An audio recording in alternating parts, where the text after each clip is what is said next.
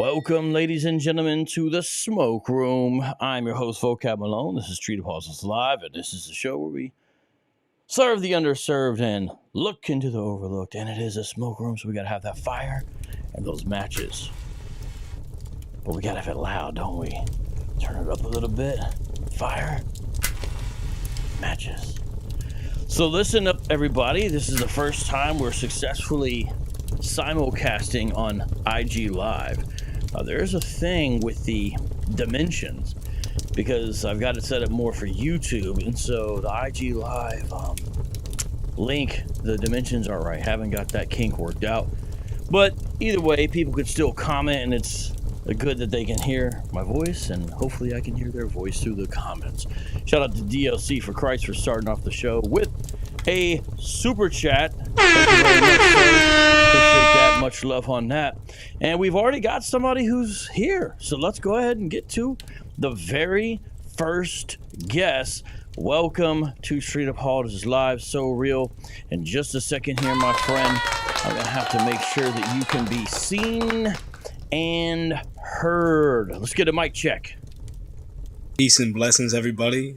What's going on, Vocab? It's been a while, man. First off, just before I even say anything, just how you been, man? I seen you doing your thing, especially with I believe Zion Lex. I end up seeing almost that entire debate. I still gotta sit through some last portions of it, man. But I definitely did want to congratulate you, man. You definitely did your thing, especially on your closing statement. I believe that was just like a nail in the coffin, man. So I just wanted to graciously get that to you, bro. Oh, I appreciate that, man. Yeah, I thought the debate went well overall. I definitely thought that, and got a lot of commentary about that debate, a lot of feedback about that debate. And so, what you been up to lately there? So real? Oh man. What I've been up to is actually creating tools. I believe that there are ways that we can pretty much kind of empower a lot of the people that reach out to us, the people that talk to us, and a lot of times we definitely do give out some tools of the past. Like, for example, we still give out our books that we've worked very hard on. I know that I've even created an app. However, there have been some, because of technology, there have been some new things that I've made that seem to be, even more supportive and helpful than that.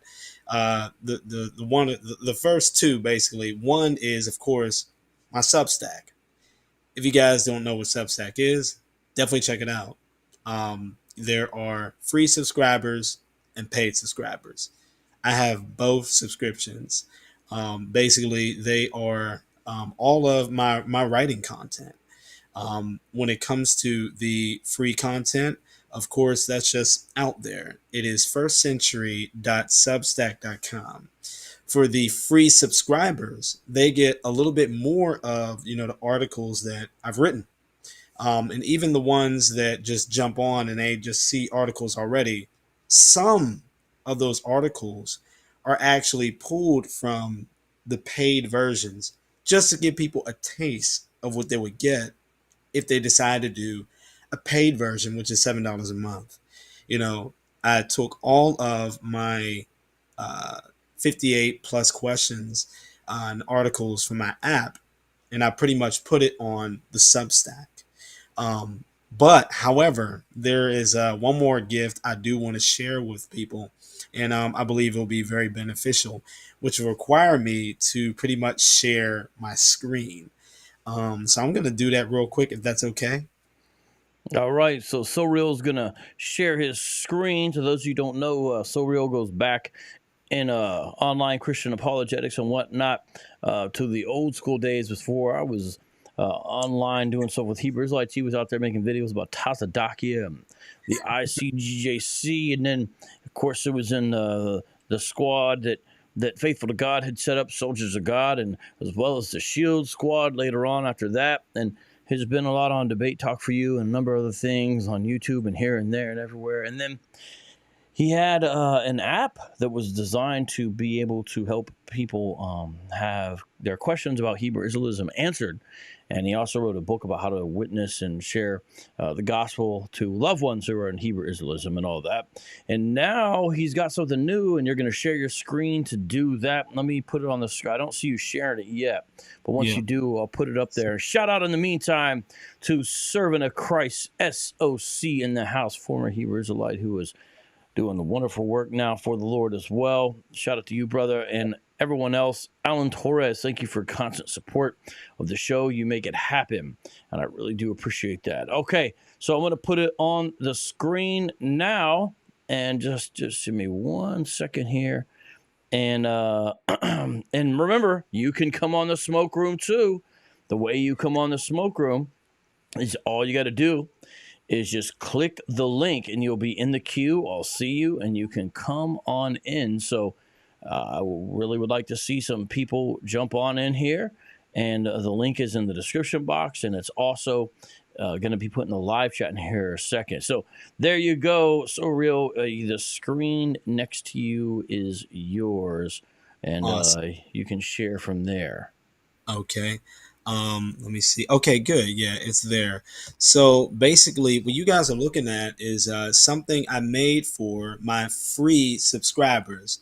In other words, if you go on to firstcentury.substack.com, all you have to do is simply put in your email to subscribe for free.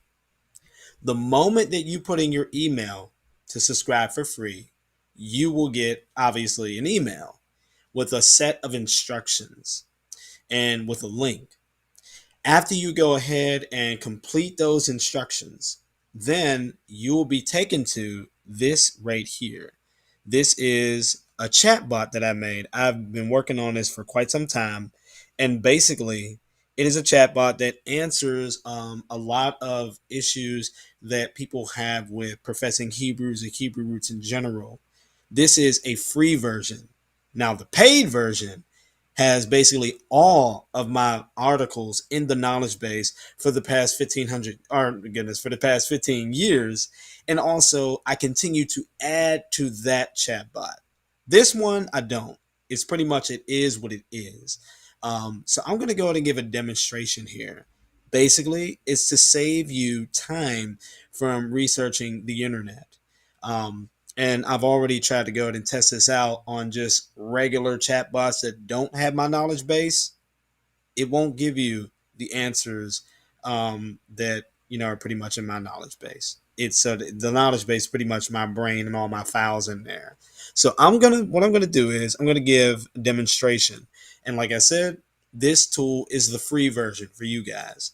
Let's say, for example, I want to go ahead and put in, I don't know, how about I put in, is Isaiah 14 fulfilled?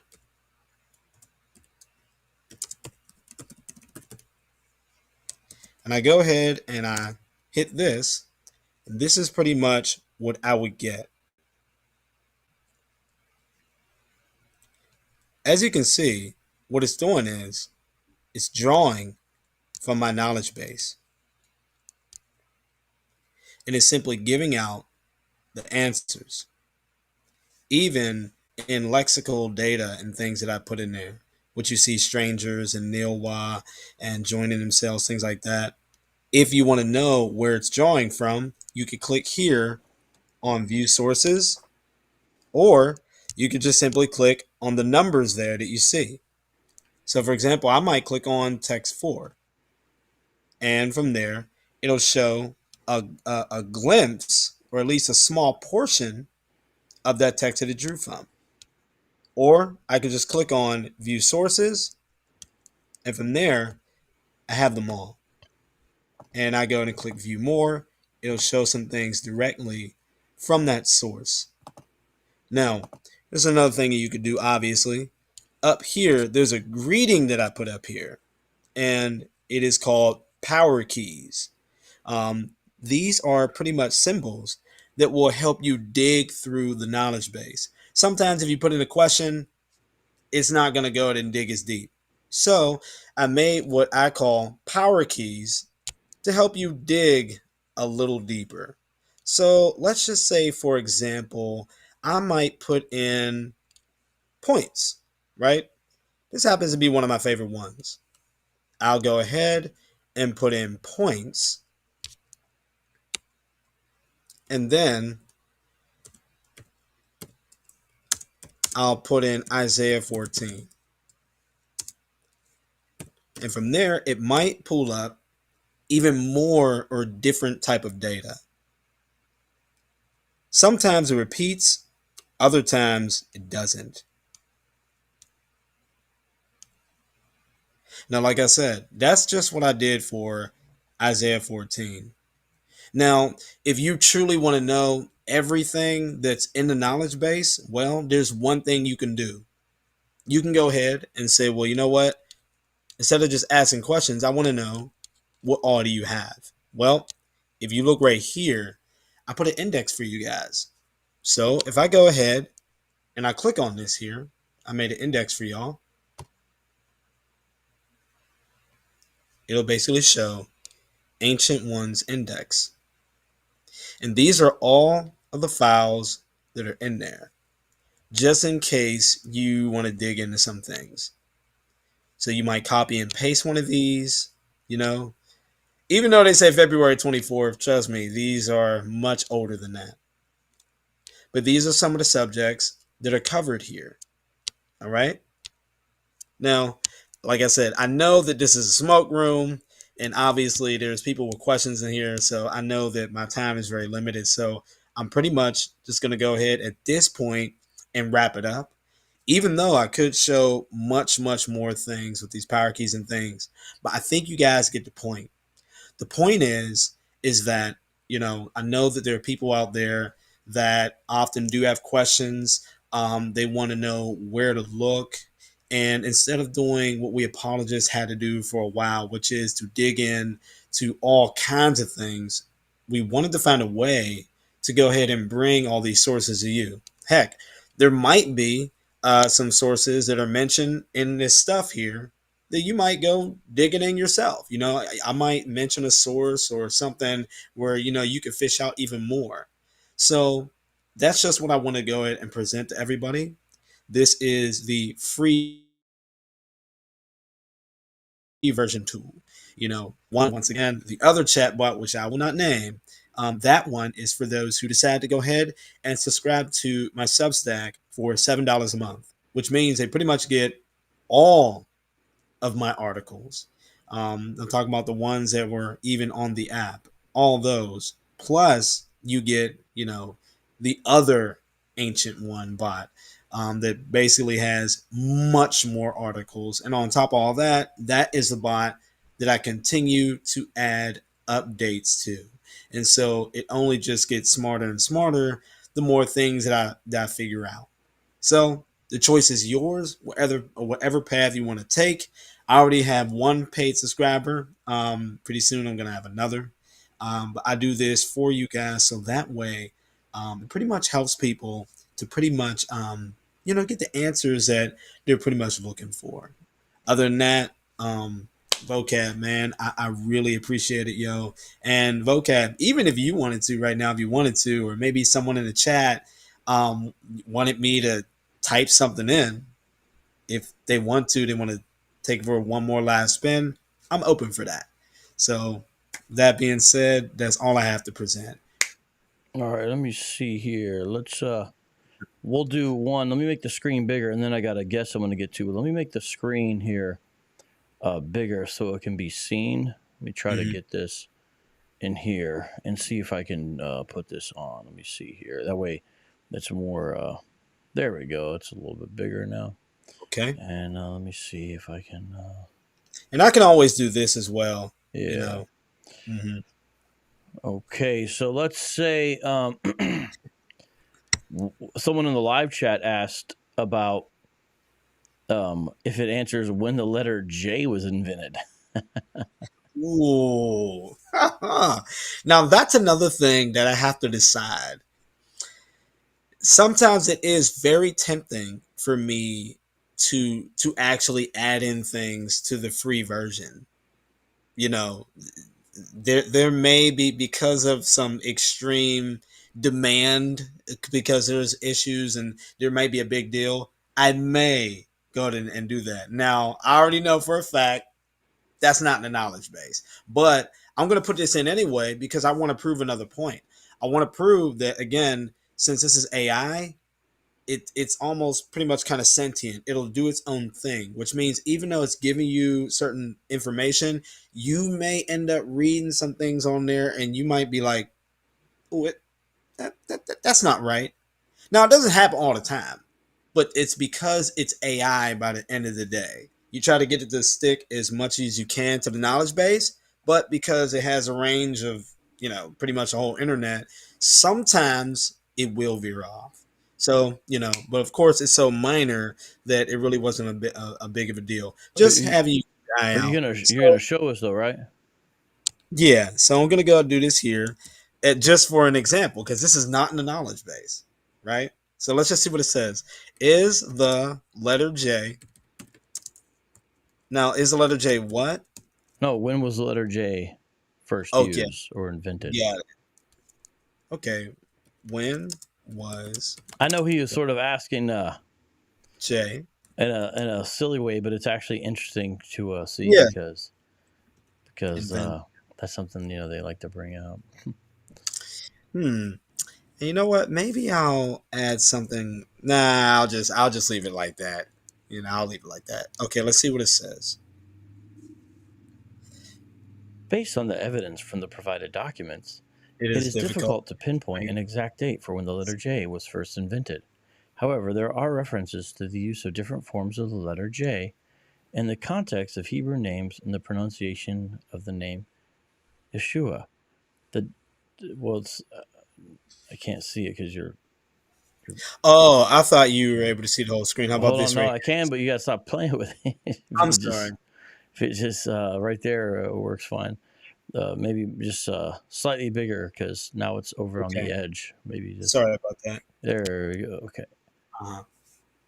And then it says uh, the documents also mention individuals who played a role in teaching and spreading the full form of the Creator's name, Jehovah, and the name Yehovah. Additionally, there is mention of a book titled The Memorial Name or Yahweh Christ, published by Alexander MacArthur of Yale University, which could that the letter J was already in use by that time. It is important to note that the documents primarily focus on the use of the letter J in the context of specific names and religious teachings. They do not provide a comprehensive history of the letters invention or its adoption to the English alphabet. To gain a more complete understanding of the letter J and its origins, it would be necessary to consult additional sources to specifically address the history of the English alphabet and the development of individual letters. In conclusion, while the provided documents offer some insights into the use of the letter J in specific contexts, they do not provide a definitive answer to when the letter J was first invented. Further research into the history of the English alphabet would be required to obtain a more comprehensive understanding of the letter J and its origins. So there's your answer, Nate. Sort of. Huh. And I guess the sources that it pulled, let's see. One says, "Is it okay to call the Messiah Jesus?" Okay, that's good. Wow. Yep. A response to Ron Shields, and that's it. Wow, it really does try. It tries its best. But yeah, so you may ask things that it doesn't have in its knowledge base, and that's because once again, it only has a certain limit. Now maybe the other chatbot might know. Um, but yeah, other than that, if there's anyone else wants to ask anything, or you vocab, or if not, um, I just thank you for the time. Unless y'all still want to toy around with it. Well, I know I gotta move on to the next guest, my friend, and Mhm. so we'll do that in a second here. And so I'm trying to do a thing where I play little breaks in between segments, but on a smoke room it's different. So instead here of that, I'm gonna play a little miniature, little stinger as they call it, in between the next caller. I want to pick up who is serving Christ. And my question is so real to you. Can you tell people one more time how to get this tool, my friend? That's what they want to know. No problem. So once again, guys, what you will do is all you'll do is go on to, I guess I could just show it right here. You can go to firstcentury.substack.com, theologian.com. Now, of course, this is me signed in, so it obviously won't look like this for you guys. When you sign in to firstcentury.substack.com, or at least you go on the website, you'll automatically be hit with a do you want to subscribe? You put in your email, you say yes. Whether you want the free version or paid version, that's up to you. The moment that you, let's say, hit the free version, you will get an email. Follow those instructions in your email, and then from there, the chatbot will be released to you. And that's pretty much it. But yeah, other than that, I definitely encourage you guys to check out, First Century Thinker. And it has some amazing articles. It really does. And other than that, that's how you get it. All right, thank you very much. And also thank you to Larry Love for the super chat, my man, coming through. Here's our break. Thank you, Surreal, for joining, and let's move on to Serving Christ. Don't go anywhere, guys. I'm just playing a little intro as a segue, all right? Here we go.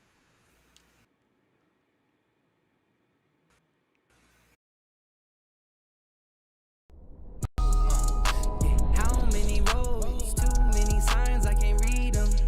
Wouldn't recognize the turn even if I seen it. Been driving all along, feel like I'm dreaming. Okay. All right, I'm switching out guests there. We had So Real as the first person to jump in the smoke room today, but the second person to jump in the smoke room today, of course, is Serving Christ. Serving Christ, welcome to the smoke room. How you doing? I'm going to switch out, and people will be able to see my camera in a second. But how you doing today? What's going on, brother? Doing good. Peace and blessings, Vocab. Yes, sir. How are yes, things? sir.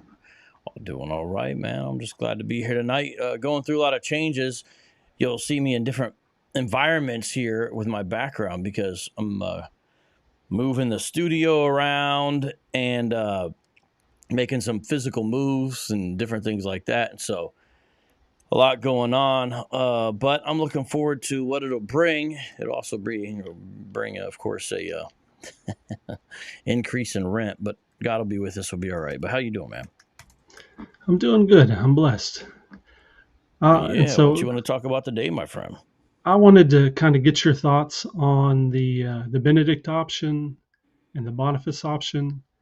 I don't know if I know about the Benedictine option. I don't know about the Boniface option. So maybe you could clue me in on what the Boniface option is. I haven't actually heard of that. I know there's a whole book, of course, dedicated to the first one, but I don't know about the Boniface option. Of course, I know a little bit about who Boniface was, but I don't know about what they're saying. So let's see. What is that?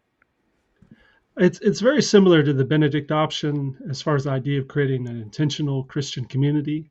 It's written by Andrew Isker, who was basically lived in Moscow, Idaho, with Doug Wilson, and it's the idea of kind of creating a separated Christian intentional community, but being a little more aggressive as opposed to Dreyer's book, The Benedict Option, which was more kind of separate from a society until they can build up some basically some support to where they can then kind of re-engage a society.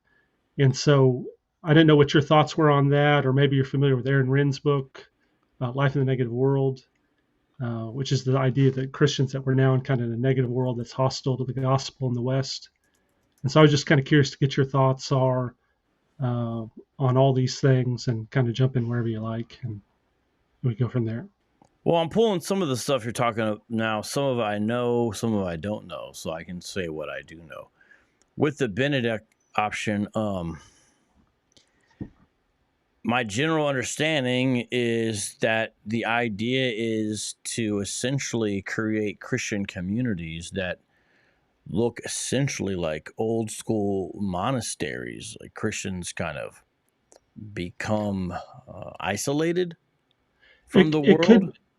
Well, it would be, I think, I don't know how I don't know that Dreyer goes that far, although that could be an example, but it's really just creating a Christian community that could take different forms, examples like the Amish, and then you got even an example like Doug Wilson's really in Moscow could be as well, which is still very modern. But the idea is where you have a community that is of Christians, right? And they try to live by certain Christian beliefs, support each Christian businesses, and it's kind of that belief of kind of going together in a certain place, consolidating resources so they can be better protected, uh, a way to protect Christians. It's kind of under that belief that we've kind of lost the culture war in a lot of ways in America, and so it's a way to recognize that as Christians we're, religious minority group essentially, and that we should act more like that as far as how we choose to engage with the world. And then you have differences on how they should be, like the Boniface option or Isker, they say should be more aggressive, should be pointing out the good things about the Christian life, the benefits of it, being a light, but also pointing out the errors in secular society. So it becomes like a draw for people to come to. And so, there are a lot of opinions on that. Some people, I just don't know maybe that's a good question to start with. Would you agree with Aaron Wren that we're in the negative world as far as the West towards Christianity in the U.S.? Well, yeah, we're not just post-Christian. It is true that we're anti-Christian. Sometimes you'll hear the phrase along the lines of it went from apathy to antagonism or something along those lines. And I've talked a little bit about that before. So I do agree with that as far as what we would say is in the West. So many ways, I think the West has been an exception to a lot of things. And so it's interesting. We've never really seen a post-Christian society that then becomes secular at this level. I think we've seen little hints and tidbits, but it's interesting to see what's happening around us, no doubt about that, because you've had sort of what you might call pre-Christian societies. You have societies that have never really been properly evangelized. And then, of course, you have post-Christian societies that now they're Islamic or something like that. This has happened. So it's post-Christian in one sense, but obviously what is it? The reason is because it's turned Islamic, and I don't think anyone should deny the obvious fact that was done by force in those contexts. It's kind of what they're trying to do in Nigeria today, and the situation with North and South Sudan and along those lines. So yes, but it's an interesting thing because Christians in the Roman Empire, they were minorities too, right? They clearly a minority. And there was no guarantee that Christianity was going to grow or spread. You may say, well, because of what Christ said here and there, but the idea of, that something that would develop that would be known as essentially Christendom is sort of it's a pretty wild thing, I think, when you think about it. And yet that's what happened. And I have heard Doug Wilson say that's what we kind of need is we need a modern Christendom. And I see that. It looks like maybe a positive way to think about the Benedict option is to think, okay, we're creating alternative parallel institutions or something like that. But I don't really see how this works in the way they think it works unless it's total and complete. And I still would say it wouldn't necessarily work here. Real quick, let me give a shout out to Larry Love. Thank you. You've given multiple super chats, and I really do appreciate your support. A fellow Ohioan, and much love out there to the Natty. And I'm glad to hear, Larry Love, that even though Joey Votto is not in Cincinnati where he belongs, I'm glad to hear at least he's able to be in Toronto, where I guess he sort of also belongs, being that he's Canadian. And so that was bothering me for a while. Joey Votto was out there running around the streets homeless, And so shout out to you, Larry Love, and I do hope you have a blessed week, and thank you very much. So, for example, I'm not. I know that the people I've seen advocate these kinds of things, they're smart people. Oh, nice. Just one second. That's nice. I like it. Maybe let the dog out. She's whining. Thanks. They're smart people, no doubt about that. You know what I mean? And usually very sort of forceful, charismatic personalities, as far as some of the ones I've seen more advocating, I guess, what now is to be understood as the Boniface option. I hadn't heard it called that before, but I think I've seen people advocate versions of that. With Dreyer, I know he's a smart guy. I know he's an intellectual guy. And I think part of what people are saying is we need to take the lessons we've seen from like the Eastern European church, you know, when it was had to be underground and things like that. And I definitely think there's some insight there. But, you know, how far can it go? And that's what I mean is, unless we have our own water supply, unless we have our own electricity, unless we have our own towers for communication, and unless we have our own food and logistics systems, I don't know how this will work, or I don't really know how we're really protected in the way we think. It's such a connected world, and there's so many ways for the powers that be as time goes on to kind of get you, track you, know who you are.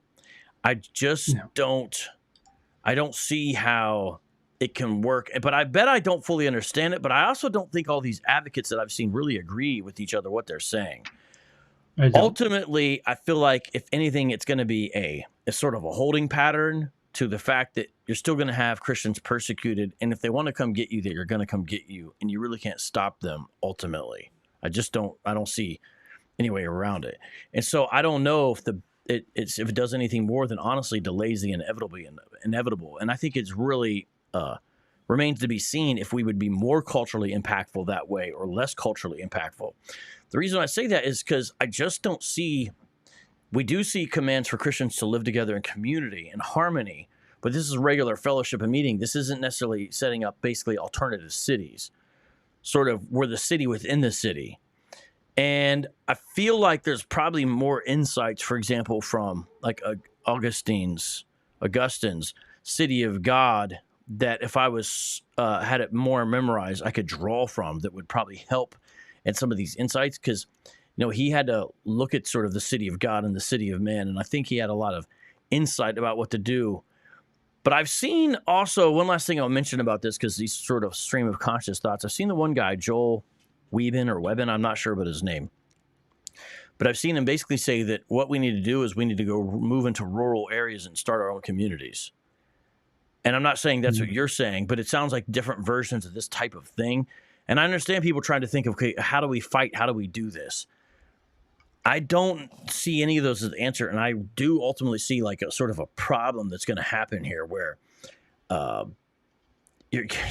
think you're still just getting up with disagreement that's going to create problems for these communities, and you're going to have them split off, almost like what happened with the New World and the Puritans and whatnot.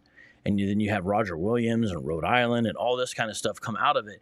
But at that time, there were still places to go. There was actually unexplored land on this earth.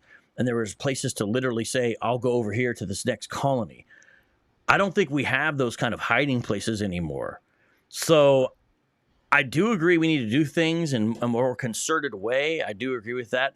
But these options I've seen, other than maybe drawing some lessons from the persecuted church, I think that's legit.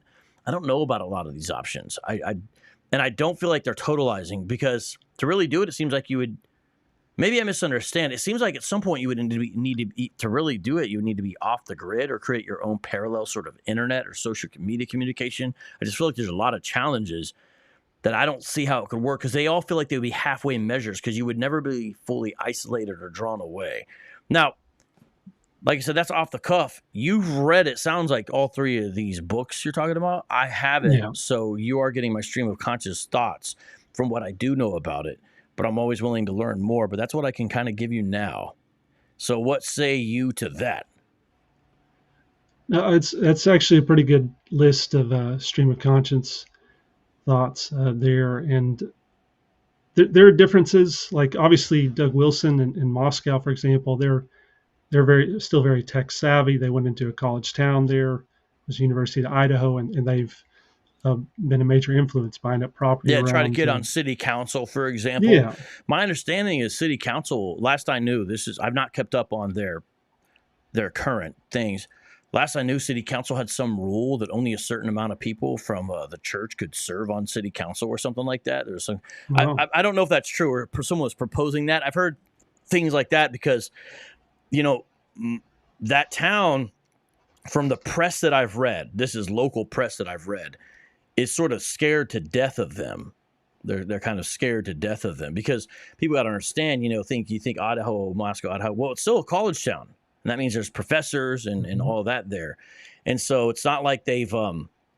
I don't know if it's sort of the paradise maybe some people might want it to be. I don't know if a lot of people know, and I know less about this, but I think the Theonomist guys tried to do something similar to this with Tyler, Texas in the 80s and 90s. They tried to do a similar thing, the Gary North, Gary DeMar, those guys in Tyler, Texas.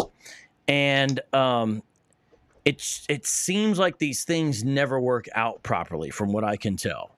Now, Moscow is an interesting situation, but there's still like these local powers that work to try to limit Christian influence, and there's real limitations. I'll give you an example. This is not the same thing at all, but I just always found this interesting. I was at Talbot for a while, 3 years. Now, this was a thing where you did most of the work off campus because it was a doctorate of ministry program. But I would go there, and I found more about La Mirada, which is sort of a bedroom community. It's not L.A. proper, but when you just say L.A., because Biola's original name is Bible Institute of Los Angeles.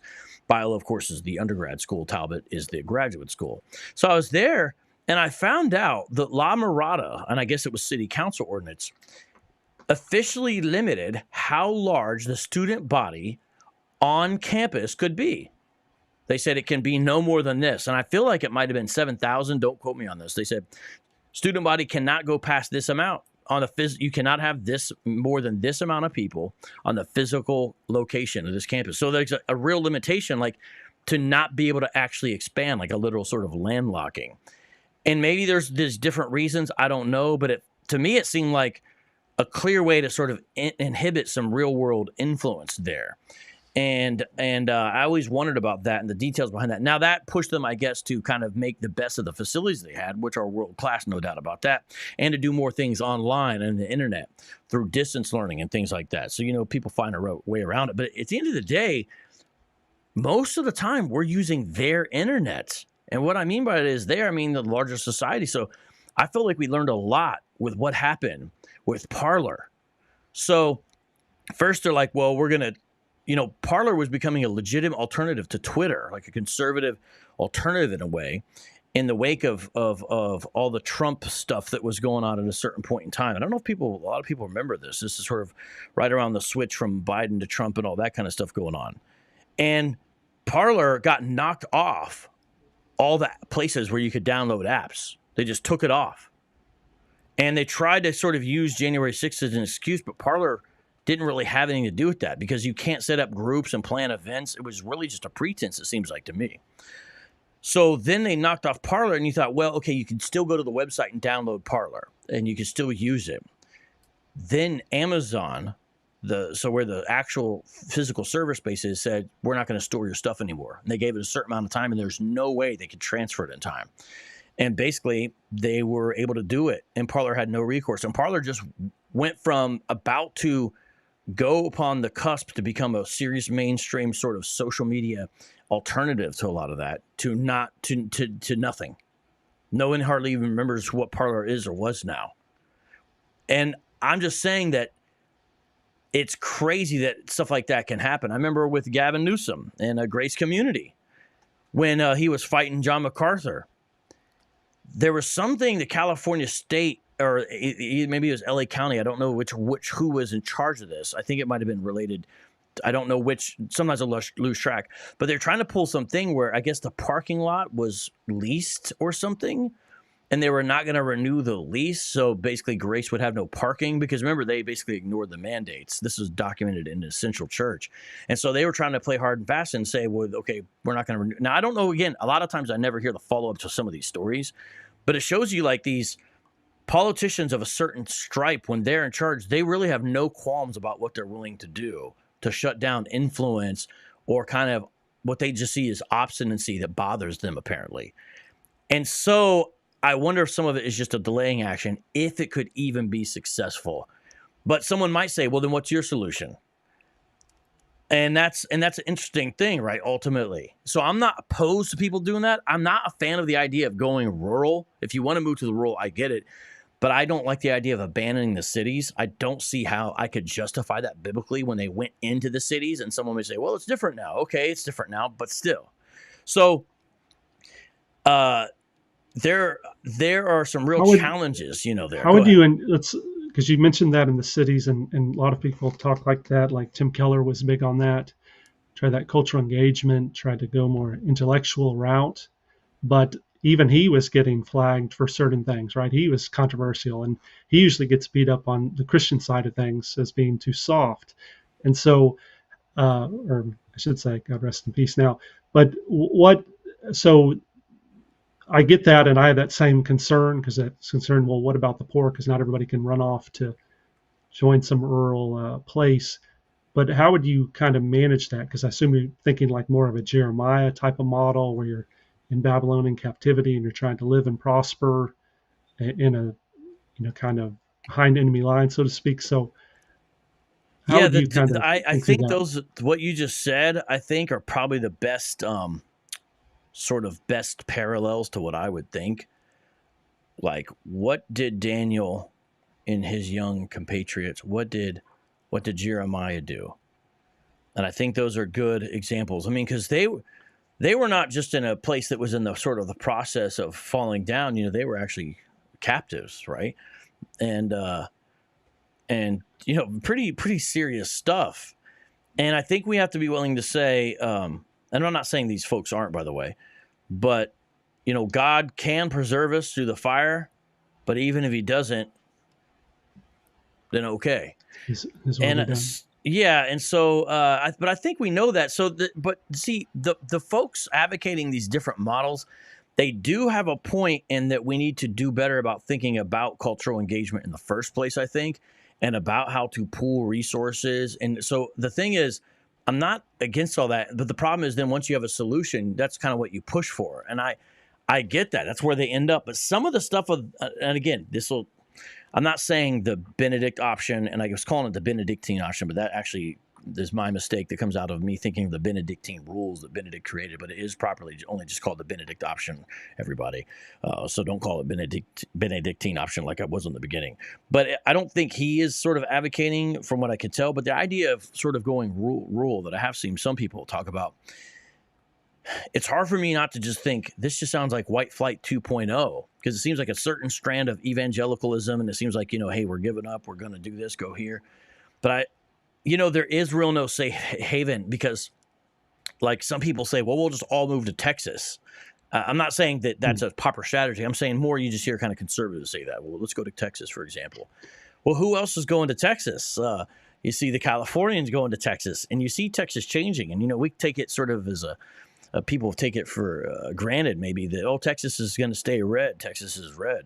Well, that's no real guarantee. Austin and Houston, it was in Houston, Texas, that the lady mayor was demanding pastors turn in transcripts and recordings of their sermons. This is a real thing that happened. It was a demand upon pastors. We're going to check what you're saying. This has really happened. Again, so much has happened, it's like we forget or sometimes have never heard about it. And that was in Texas. And so we can establish these communities, but it's almost like what the Mormons did with Salt Lake City.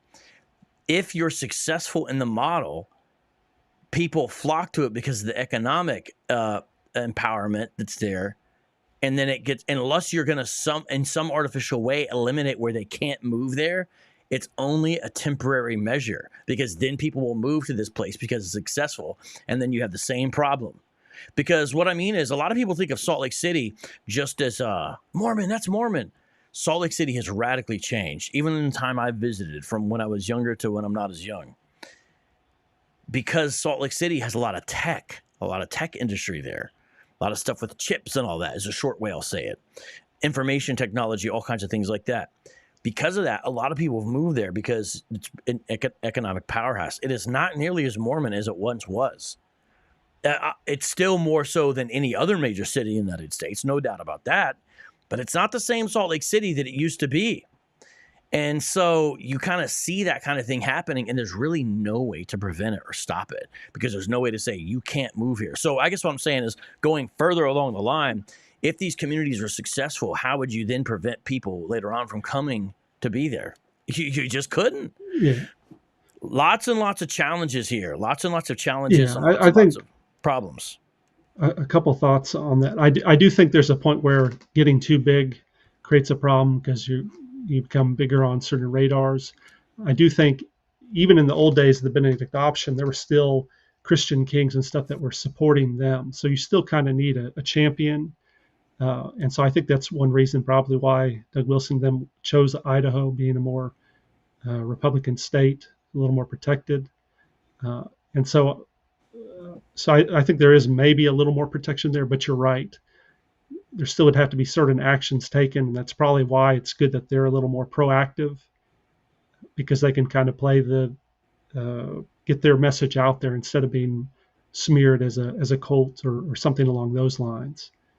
And so it's a good question, but I do think Christians should be taking some actions to try to better protect themselves. If it is like Rod Dreher's other book, Live Not by Lies, where he kind of goes into more detail about some of the atrocities that happened over in Russia and Eastern Europe when Soviet Union took over, and we're having this kind of soft totalitarianism here. It seems to be coming on the West more and more. As Christians, we should be kind of thinking ahead a little bit as what things can we do to protect ourselves, because we could lose our job, because we say something that is okay today, but in 10 years it's not okay. And they pull up your Twitter or one of this video right here might get myself in trouble. Yeah. And so that's a scary thing to think about. But as caring for our Christian brothers and sisters, we ought to be proactive and to think about those things. I mean, even in the news, that they're throwing that Christian nationalist word around, and a lot of, that in the politics, and it is a political year, but Christians are taking a beating. So yeah, there are serious problems that are already here and also coming down the pike, as it were.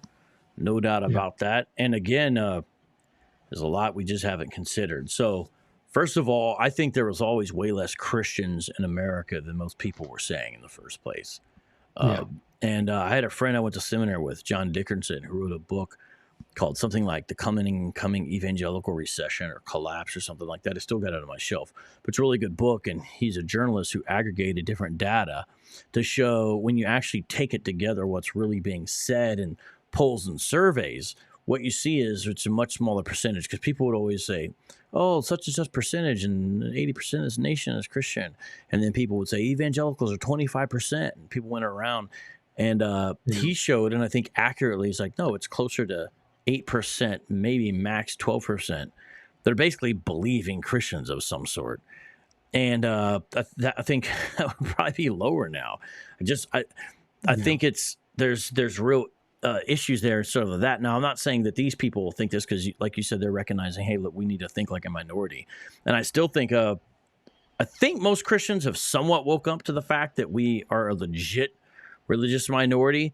But what's so sad is how divided even us as a religious minority are. We have different loyalties and different factions. And I don't really even mean some of the theological things, some of the social things that really split us up. It's a real sad thing. And this is the kind of stuff that made some of the Christians that the Muslims conquered so easily conquered. They're very conquerable because they were so split, so disunified, so much in disarray that and there was so much animus that some people were almost like, there's persecution of Christians against Christians, and then they wanted them to they almost wanted the Muslims to come in and wreck shop. And so I see some of that similar with like this with the secular culture and the Christians there, where there's also a lot of these internal problems. So I know these folks have thought about this, and the thing is, nobody wants to just sit around and do anything, and they're tired of people not being aware. And so people are attracted to these. I just feel probably what will happen is people will kind of talk about them, and they'll do a little bit here and they'll do a little bit there, but it won't be enough that we'll actually even see a model in any real meaningful sense. And all it takes with a lot of these places and communities is just a little bit of scandal or something like that for a lot of them to fall apart. And unfortunately, something like that eventually always happens because people are sinners. And so I I see some real problems. Now, with as far as the cities, with Keller, I'm not necessarily getting that from him per se. I'm just thinking about the model there in Acts, where they started in the metropolitan areas when they would hit up places, and that was really where they started and began. And I think that was important to not get away from that. You know what I mean? And I could see why people want to think different, but I just don't think that we should do that. But I feel like all these would be temporary solutions and stopgap measures and just putting sort of a handbrake on a car that's going off the cliff. Now, that doesn't mean we shouldn't do anything. You know what I mean? But out of the options I see, other than drawing some lessons, I don't necessarily like any of them.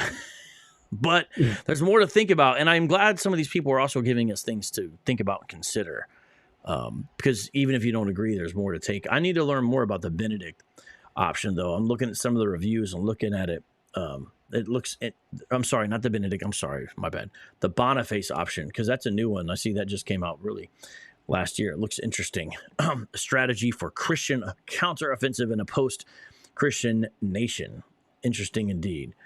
But so hold on just a second. Hey, listen, people want to come on. The link is open. You should also see it in the live chat. It was supposed to be pinned to the top at some point, but now I'm going to put it here again, and so you guys can come on and talk. There is the guest link. It's also in the description box, and it's also on the top of the screen. I'd like to see what people would else want to say here in the live chat. Let's see here. We've got his servant says, I do not think fleeing is the answer. Our churches need to be strong. Well, they wouldn't say they're fleeing, right? What all would you would say that some of these different folks are advocating? Go if you could explain it better. Yeah, there's some that would say that they are fleeing a little bit, but it's to kind of like marshal resources, kind of like if you're in war, your troops scatter, you have a rally point, get reunited, kind of build up, and then re-engage. And that's what Dreher ultimately says. But of course, Andrew Isker, the Boniface option, he's a little more aggressive. He doesn't think Dreher's offensive enough. And I mean, like going on the attack, advancing the gospel, he still says kind of separate, insulate, be more anti-fragile against whatever the secular world may attack. But to kind of be more aggressive in that, expect those things. Like Doug Wilson, you mentioned, he had like I think it was Meet the Press interview, and it was interesting what they were targeting him with. And it was kind of this list of things that you anticipate, like they're trying to say that they weren't Christians. They talked to a Unitarian pastor that was a female, and of course she's speaking on behalf of Christianity. They were doing that. Apparently, in his church there was a reformed sex offender, so they were trying to beat him up over that. And so it was just interesting the things that they were choosing to target. And of course, they throw in the cult measure, right? You're taking over the town, and this is evil that you have the audacity to think that community would be better if people were Christians and didn't believe in lying, cheating, stealing. So all this type of crazy stuff. But I think for me, it's just kind of a question is like, well, what type of community do you want to live in? And so to kind of think about those things, I'm reminded those things. Like I went to court the other day to support a brother. You have to go through the metal detectors. You have to take off your belt. You have to take off your suit jacket. And it wasn't this way growing up when I was a kid. And so I don't know. I get the desire for Christians to want to come together, and I think it is good that Christians start to think on some of these things. And so I wouldn't use the word fleeing. We still obviously speak the gospel. Even Dreher would say, if you kind of get this separate committee, then you evangelize the people on the outskirts, right? Because then maybe you can pull them in and kind of grow it. I think it makes sense to be smarter about some of those choices. But yeah, the secular world still will attack you at some point, just like it attacked Indiana. Where it was the corporate businesses that attacked them, So I think that all those things are going to happen, but I think it's better if we kind of plan ahead to expect some of that so we can protect things. Because what happens if you have some folks, a guy in your church, and he loses his job, and it's a nice job, and he's got a family, he's got 4 kids or whatever. Is your church going to be able to support him, or help him, And so as Christians, that's something we probably ought to think about more than maybe we're doing. So, I don't know. Yeah, we are in a different era, a different world with all this. And, with the Christian nationalism, you can see how, you have some of these younger journalists, especially, who are basically putting that on just basic Christian political theory now, sort of a slur, and then almost blending it in together with other undesirable ideologies. There was, of course, that famous clip of the one journalist gal, and she's like, yeah, these people think that our rights are given by God. These Christian nationalists think that if you think that your rights are given by God, you're a Christian nationalist. And, they're so... The Handmaid's Tale or some nonsense. Yeah, they're so confident in those assertions, and this is clearly the way they're trained, and they don't really care. So, like, church history they don't care about what Christians have thought, or it's just none of that intellectual tradition matters to them. It's like, well, this is what it is, and here we are.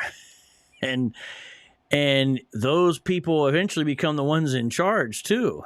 So there's some real challenges and real problems that are no joke. And yeah, we don't know how long, some of the freedoms we have. And so that's why I say, where Jesus said, work while it's light, work while it is day.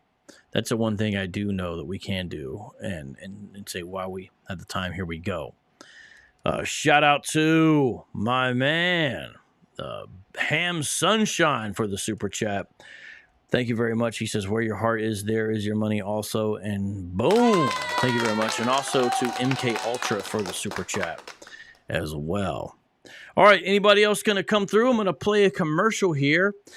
And if no one else jumps through, I guess I'll just throw me, So Real and Serving Christ on a panel together and end the show that way, unless someone else comes through. So for now, though, let's play a little commercial, because this is the way we break up the show. Nice little segment, and then we'll see what's next. So here we go with that. Bada boom, bada bing. Let's play.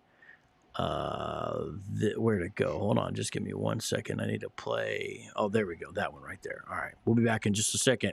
Come into the smoke room, everyone. Hit that link. Come on.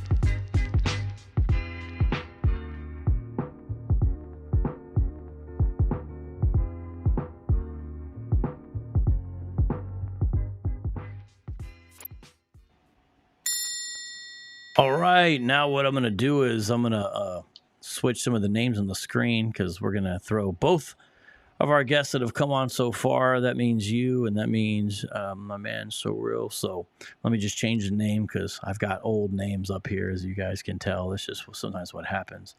But Serving Christ, what else do you think needs to be said about this topic? Sounds like you are interested in it, or are there other books you recommend people reading?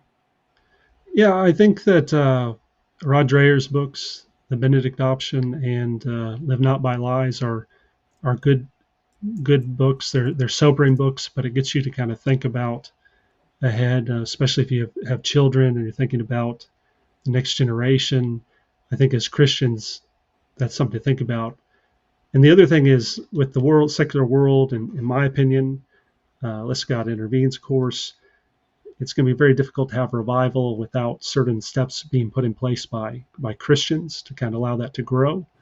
And so I think that we should just kind of think about what things we can do to help help other Christians, and kind of make such of those things possible to kind of protect each other and just kind of be a little more forward thinking and to consider these different options, because I think that's part of it. Just talking about it, then eventually that has the potential to come into some plans. But and don't be afraid to look outside the evangelical lines, because you said sometimes people are like, well, I won't.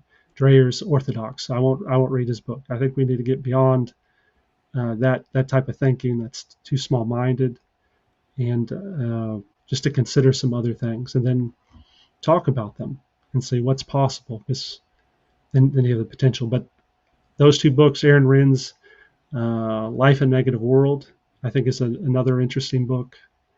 And I got a couple others on queue that I haven't read yet. But I think those three books are good books to start with.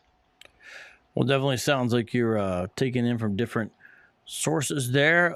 So real. You've heard the conversation we had so far today in the smoke room. Do you want to add any thoughts, my friend?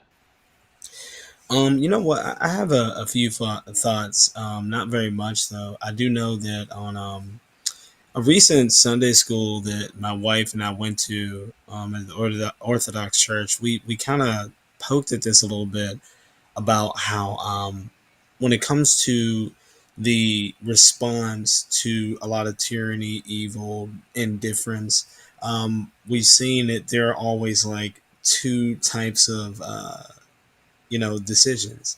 One is a type of escapism, utopia, kind of a flight thing going on, as Serving Christ had mentioned. And also there is the kind of, if you can't beat them, change them kind of thing. But instead, Mm-hmm. it kind of goes into, if you can't beat them, kind of get ecumenical. And those seem to have been the the two aspects that we were talking about for a while there. I forget what the solution was, because it was so nuanced, but nevertheless, the way that he explained it really did make sense. I just really wish I could articulate it in the way that he did explain it. But at most, it had something to do with being steadfast. There's more to it than that. But yeah, there is something about remaining unchanged in terms of the faith that you have, but at the same time being very influential in the place that you're at. Man, he's gonna make me dig up my notes.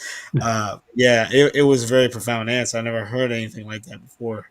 But that's what I could definitely offer to the conversation, and not just that, but there also was the idea that we spoke about how atheists seem to have created kind of like a bastardization version of what Christianity naturally offers when you look at transhumanism and technology. I was thinking about this myself. So in 40 years from now, excuse me, in about 40 years from now, I'm personally afraid that the generation coming up are no longer even going to think about spirits or ghosts, because they're going to go ahead and be looking at holograms the whole time, or looking at AI versions of uploaded memories of their deceased ones, and a actual AI that's pretty much talking like the person that's deceased. I'm pretty sure you guys have seen that episode on Black Mirror where they begin to kind of do that.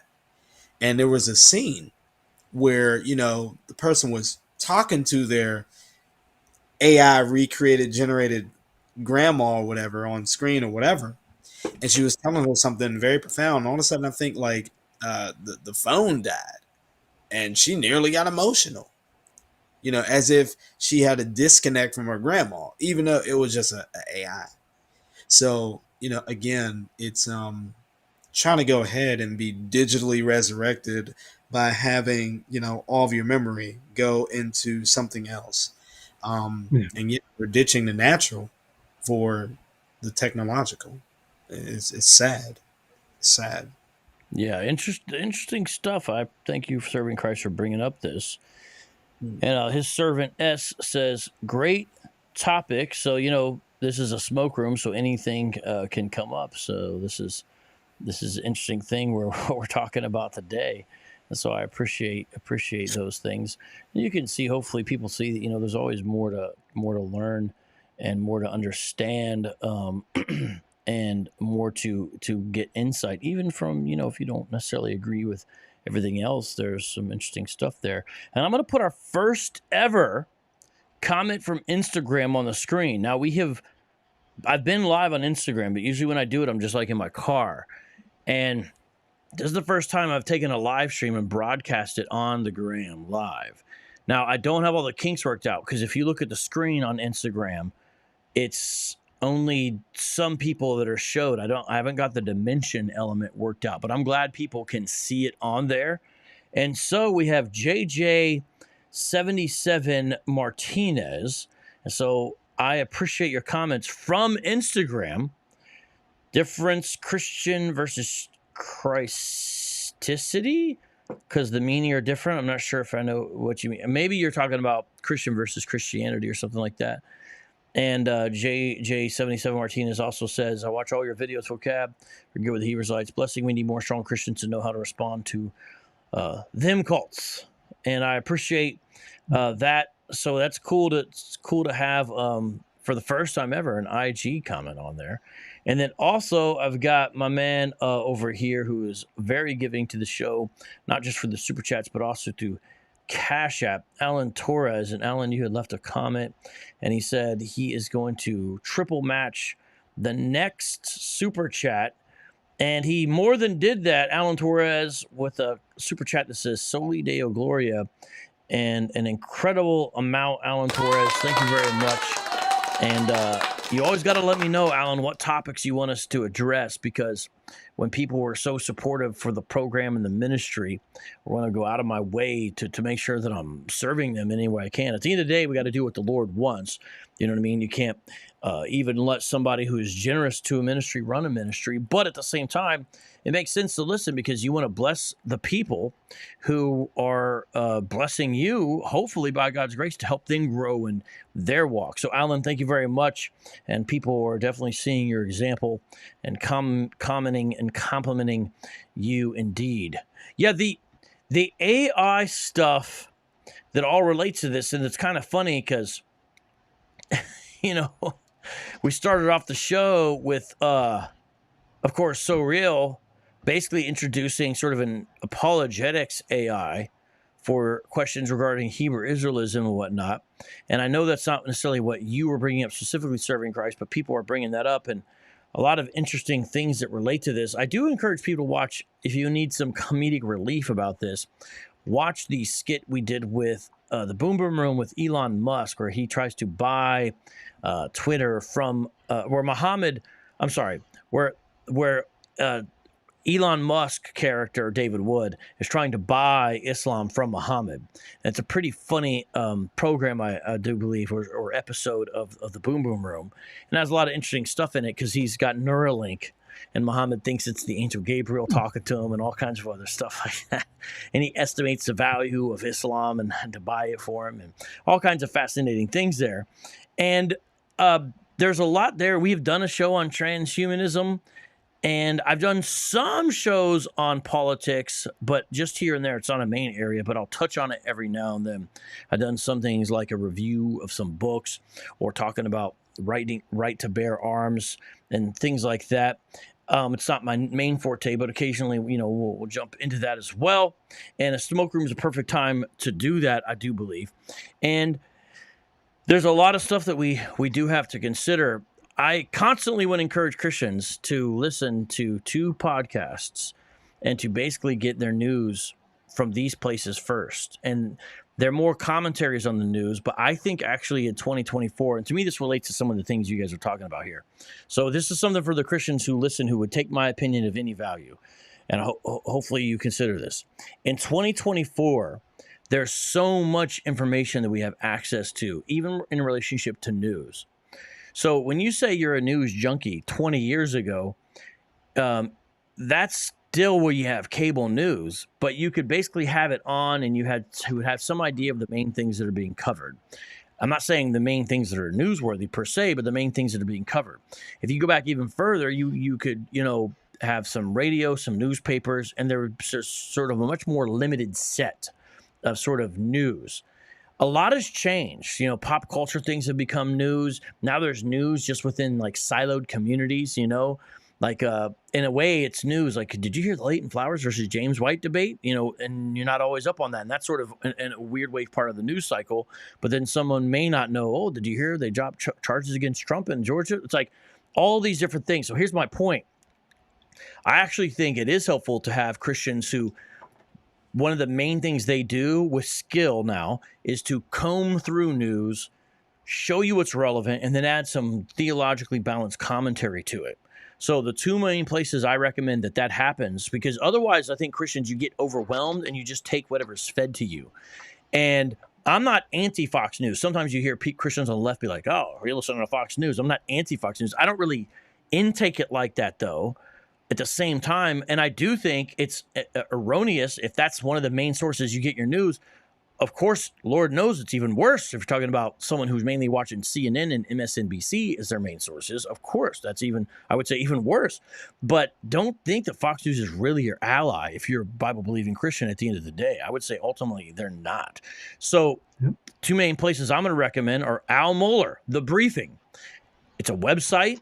And then also he has the podcast that he drops Monday through Friday. It's usually 15 to 20 minutes. Sometimes longer, and it's very insightful, very incisive, and he breaks down things, and I love it when he does things like look at obituaries. That's a very, do theological analysis of obituaries, and he does things from other countries, and he brings a level of sanity also to the news coverage, because some of the people you guys watch for news coverage, they make you crazier because they don't really offer you a solution. They just get basically like some of the Candace Owen types of the world. They just get you more outrageous about what's going on.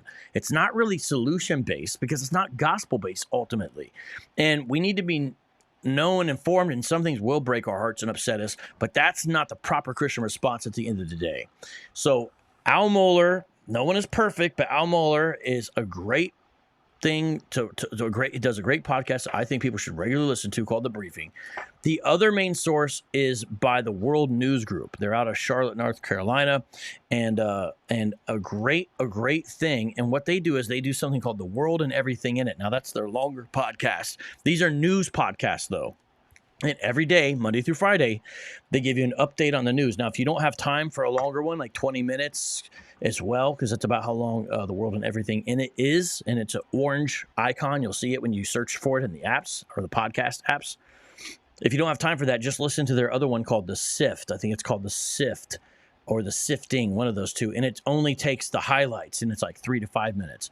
But I actually think Christians should be careful, not just about trusting sources, but also not inundating themselves with too much, because what happens is you actually miss the stuff that is important because all this other stuff is thrown at you that they're saying is news. Lindsay Lohan's out of recovery. I mean, if that's true when they say it, that's good, but that's not the most important thing you need to be knowing about. But yet that junk is in there too. So we need to find out what's real news here. And things are important, like what they're doing with the church in China, what's happening in Sudan, what you see in South American politics, all kinds of wild stuff, what's happening in Ireland with abortion and attempts at redefining the family.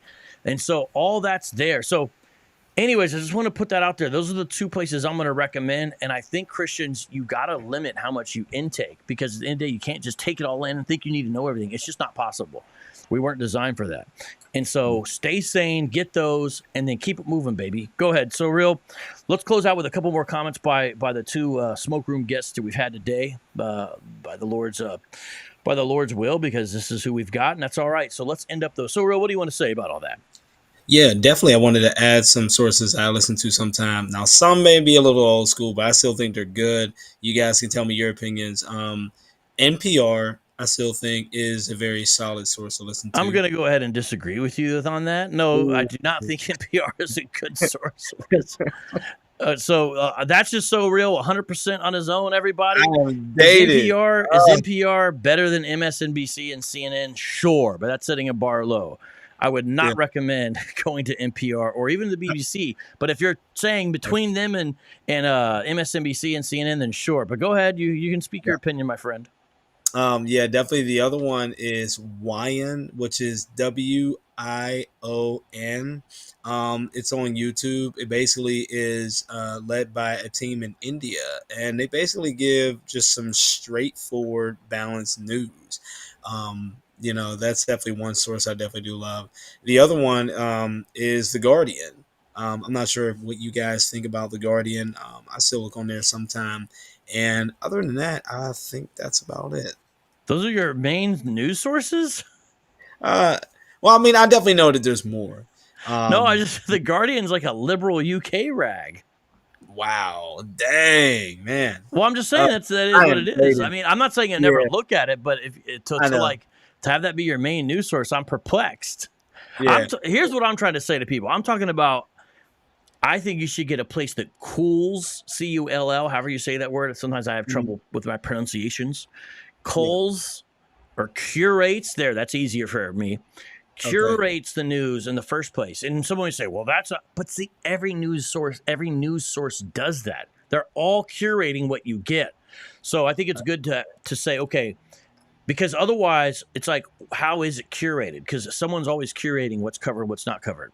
So I think it's best to say, okay, are there people equipped to do this? The World and Everything in It by World News Media, and they actually put out a magazine that I would totally encourage people to subscribe to. If you subscribe to one magazine, subscribe to World News Magazine, not Christianity Today. Sorry.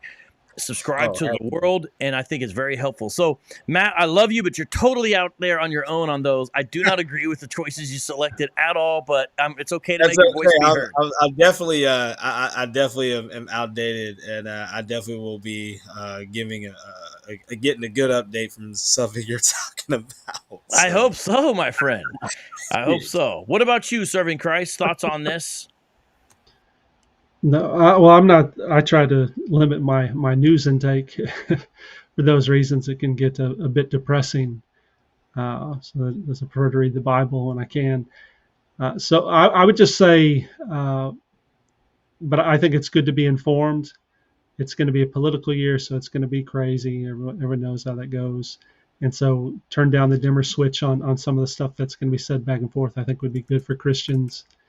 And then as far as I just think that as Christians, we just need to focus on trying to be better. I think the secular world will likely get crazier and crazier. So we just need to be a light in the world. And so that we can draw people to Christ ultimately, because that's what it's all about at the end of the day is giving God the glory.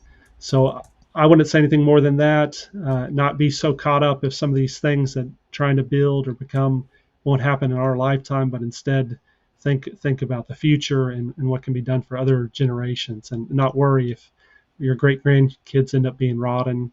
That's not for us to do. We should still be good and build for our children and our grandchildren, and that's how I would look at those things. So I'll kind of finish on that. No doubt. Someone asked about the Epoch Times. I never know exactly how they pronounce it. Okay, so Epoch Times is sort of like the Christian Science Monitor or the Washington Times. I'm not talking about the Washington Post, I'm talking Washington Times. A lot of people don't realize that the Washington Times is ran by Sun Young Moon's people. And that doesn't mean that they never have anything good. It's just that you should understand it's ran by basically a Korean cult. Christian Science News Monitor, Christian Science Monitor, same thing there. The Epoch Times is a right magazine. It's not the Guardian, but you should understand at least the group that it's associated with, and it's Falun Gong. This is a Chinese cult that's got some really odd stuff going on there, and I think you should look them up and just understand at least that element, the fact that it's ran by the Falun Gong. And I think that's important. That's why I'm recommending what I go with. And the way you spell that, by the way, is Falungong. So I would not necessarily recommend the Epoch Times there. Again, if you're saying compared to CNN, MSNBC, okay. But I think we should look at other things. And the World News Group and everything they do, and I just dropped the link in the chat, is just hands down the best. They're trustworthy.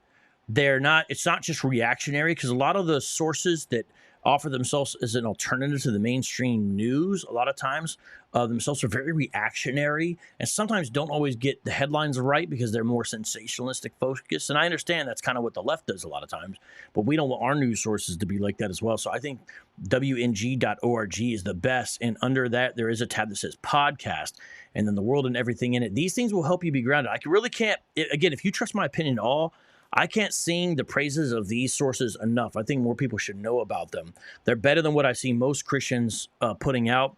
Like there's one that's different Christian headlines and whatever, and those are okay. I've seen some of those websites. They're okay, but this is more cutting edge and more sort of intellectual driven. So I'd encourage people, WNG.org, and that's the World News Group and all the things that they offer, and Al Mohler's commentary on the news. You won't go wrong. So, guys, thank you very much, both of you, for joining and everything you had to offer. And thank you so much for all the super chats today.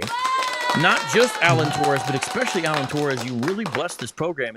And again, I try not to tell you guys too many things, but I'm bivocational. So there's not a ton of money just running around here. You guys support what happens.